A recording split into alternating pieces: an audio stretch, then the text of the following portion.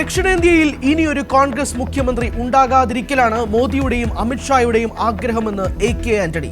കേരളത്തിൽ ഭരണമാറ്റം ഉറപ്പ്. ഇപ്പോഴുള്ളത് കാവൽ സർക്കാർ. വികസന സംവാദത്തിന് സമയവും സ്ഥലവും തീരുമാനിച്ചില്ലെന്ന് മുഖ്യമന്ത്രിയെ ഓർമ്മിപ്പിച്ച് VD സതീശൻ. നേരിട്ടല്ല, ഫേസ്ബുക്ക് വഴിയാണ് സംവാദത്തിന് ക്ഷണിച്ചതെന്ന് മുഖ്യമന്ത്രി.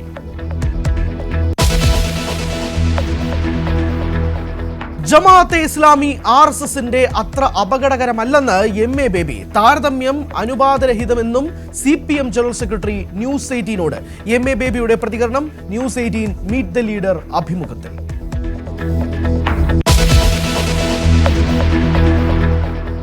VD സതീശനെ കടന്നാക്രമിച്ച് SDPI. മുൻപും സതീശൻ പിന്തുണ ധാരണയാക്കി പിന്നീട് തള്ളിപ്പറഞ്ഞിട്ടുണ്ടെന്ന് സംസ്ഥാന പ്രസിഡന്റ് ലത്തീഫ്.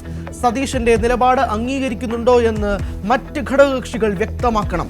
സതീശന്റെ ലക്ഷ്യം UDFന്റെ ഭൂരിപക്ഷം കുറച്ച് KC വേണുഗോപാൽ മുഖ്യമന്ത്രിയാകുന്നത് തടയലാണെന്നും SDPI.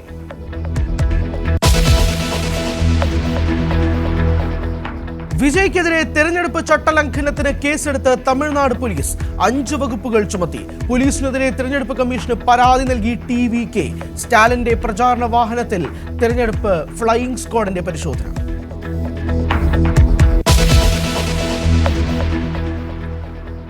വിദേശ സംഭാവന നിയന്ത്രണ ചട്ട ഭേദഗതിയിൽ നിന്ന് കേന്ദ്രം പിന്മാറണമെന്ന് മുഖ്യമന്ത്രി. ഭേദഗതി ഒരു വിഭാഗത്തിന് അരക്ഷിതത്വം സൃഷ്ടിക്കുന്നു.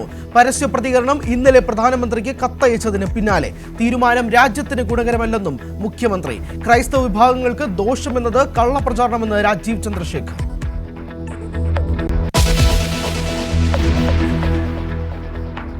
ബീഹാറിൽ ആൾക്കൂട്ട ദുരന്തത്തിൽ 8 മരണം. അപകടം ശീത്ലാമാതാ ക്ഷേത്രത്തിൽ.